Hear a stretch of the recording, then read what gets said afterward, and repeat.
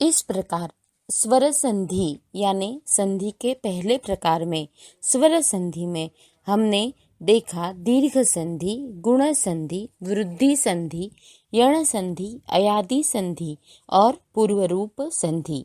ये स्वर संधि के प्रकार है। अभी हम शुरू करेंगे व्यंजन संधि। व्यंजन संधि की परिभाषा और उसके प्रकार। तो देखेंगे व्यंजन संधि और उसके प्रकार।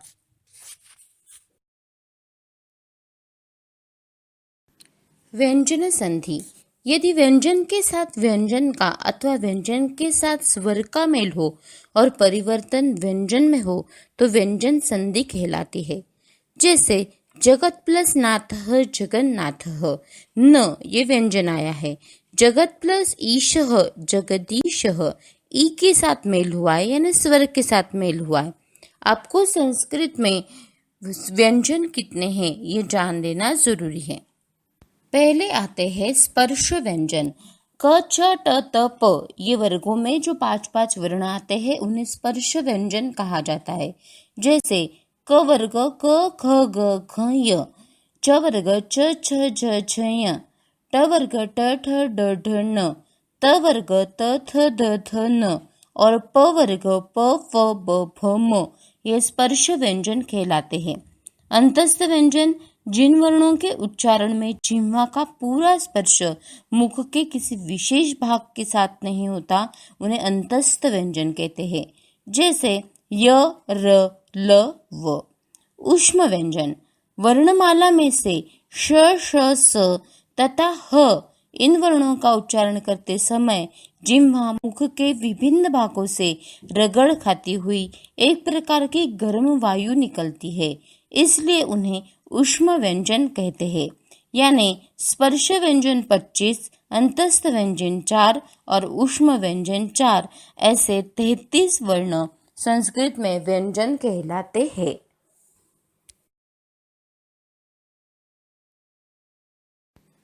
व्यंजन संधि के भेद। व्यंजन संधि के 6 भेद है। परस्वरण संधि, छत्व संधि, तुगागम संधि, अनुस्वार संधि, प्रथम वर्ण का पंचम वर्ण में परिवर्तन और जशत्व संधि। परस्वरण संधि, अनुस्वार के बाद किसी वर्ग का कोई भी व्यंजन हो तो अनुस्वार को उसी वर्ग का 5वां वर्ण हो जाता है। क च ट त प ये 5 ग्रुप है। क ख ग घ य, च छ ज झ य, ट ठ ड ढ न, त थ द ध न और प फ ब भ म। यानी क का होगा 5वां वर्ण अनुनासिक ञ, च का होगा य, ट का होगा न, त का होगा न और प का होगा हलंत म। देखो दिवम प्लस गतः, ग ये क के ग्रुप में आया है, इसके लिए क के 5वां वर्ण है य, इसके लिए दिवंगतः। हलंत म गया और उसके स्थान पर अनुनासिक य आया है। दूसरा सम प्लस जयः, संजयः, ज आया है, च छ ज झ य 5वां वर्ण है य, इसके लिए संजयः।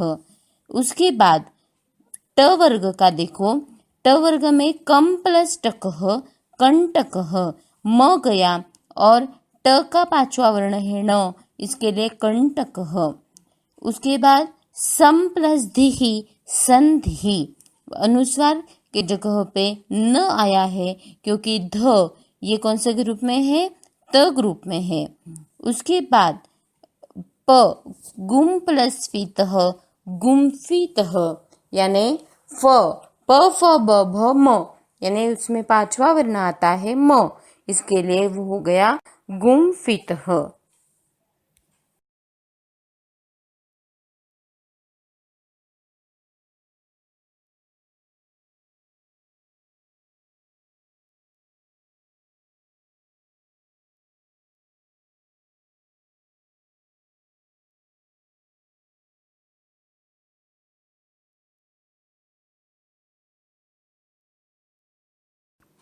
छत्व संधि, त वर्ग का च वर्ग करना और श्र और श को छ बनाना, श्र और श को छ बनाना। तत् प्लस शरेण तत्क्षरेण। देखो लास्ट के त की जगह पे हमने च लिया, त वर्ग का च वर्ग किया और श को हमने छ किया यानी तत्क्षरेण। तत् प्लस शिवम, त को च किया तच्च हो गया और उसको श के जगह पे छ जोड़ा है तत्शिवम।